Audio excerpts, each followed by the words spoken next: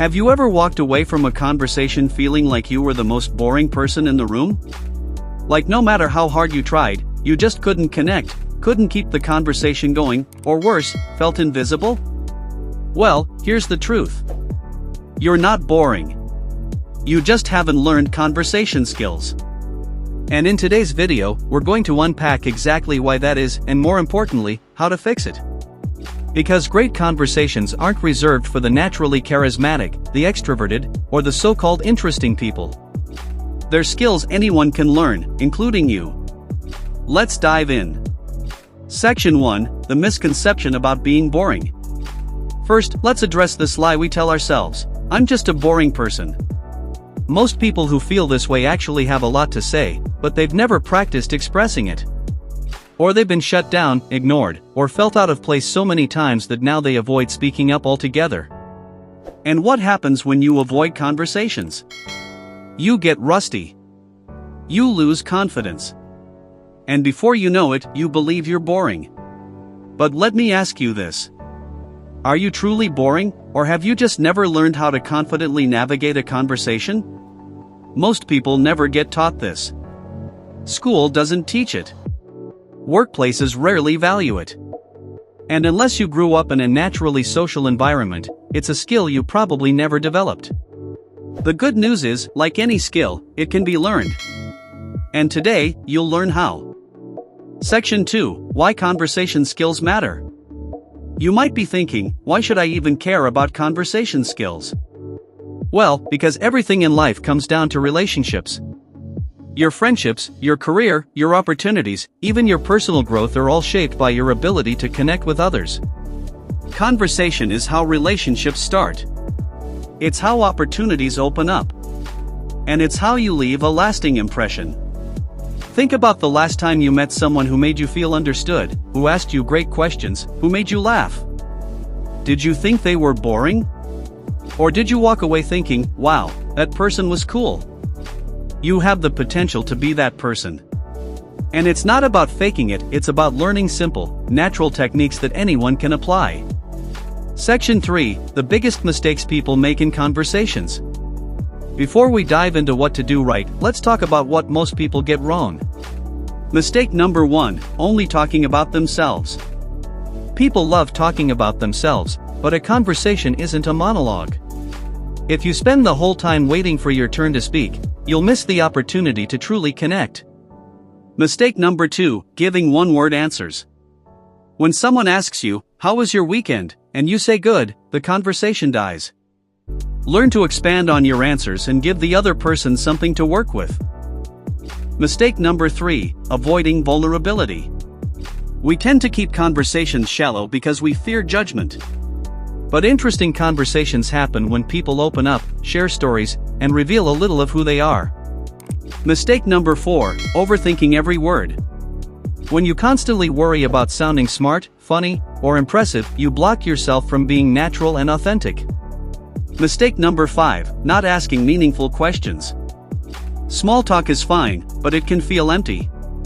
People remember those who ask thoughtful, engaging questions that go beyond the surface. Section 4, How to Instantly Improve Your Conversation Skills. Alright, now that we know what not to do, let's talk about how you can instantly become a better conversationalist. Tip number 1, be curious. Forget about being interesting, be interested. When you're genuinely curious about people, it shows. Ask them about their experiences, opinions, or passions. For example, instead of "What do you do?" ask "What made you get into that line of work?" People light up when you ask them about their why.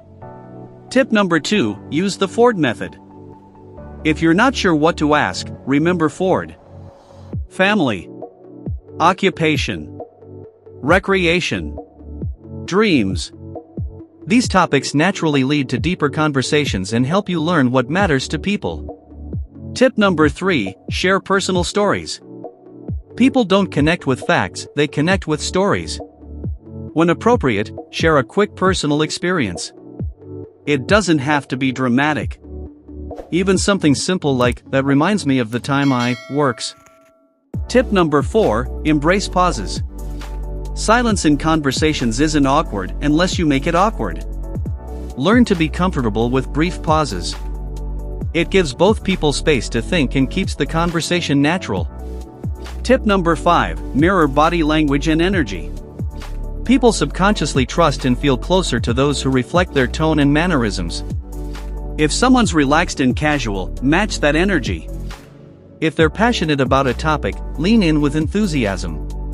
Tip number 6. Practice active listening. Don't just wait for your turn to speak. Actually listen. Nod, paraphrase what they said, and ask follow-up questions. This alone makes you a standout conversationalist. Section 5. How to keep conversations going. Another skill people struggle with is how to keep a conversation flowing without awkward stops. Here's a quick formula.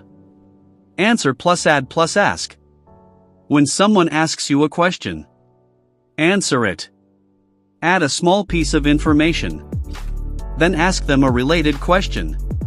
Example. How was your weekend? It was great, I went hiking for the first time. I've always wanted to explore nature trails around here. Have you ever done any hiking?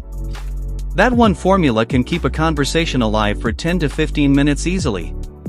Section 6. Overcoming social anxiety in conversations.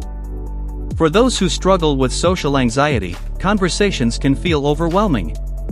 Here's what you need to remember. 1. You're not being judged as harshly as you think. Most people are too busy worrying about themselves. 2. It's okay to start small. You don't have to deliver a TED Talk. Even a compliment or a casual observation like, "This place is busy tonight," can open a door. 3. Focus on the other person. When you shift your attention from your nerves to genuine curiosity about someone else, your anxiety naturally eases. Section 7. Daily habits to build your conversation skills. Like any other skill, conversation gets better with practice. Here's how you can train it daily. Start small. Say hello to a stranger or compliment a barista. Join a group or community online or offline around something you enjoy. Watch interviews and observe how great communicators navigate conversations. Challenge yourself to ask one thoughtful question every day. These small habits build confidence and competence over time. So let's be clear, you're not boring. You just haven't been taught the tools to unlock your social potential. But starting today, you have those tools. Remember, it's not about being the funniest, smartest, or most impressive person in the room. It's about being present, being curious, and being human. Great conversations aren't something you're born with. They're something you build. And you're already on your way. If you found value in this video, don't forget to like, subscribe, and join the conversation in the comments. Tell us, what conversation skill are you going to work on this week?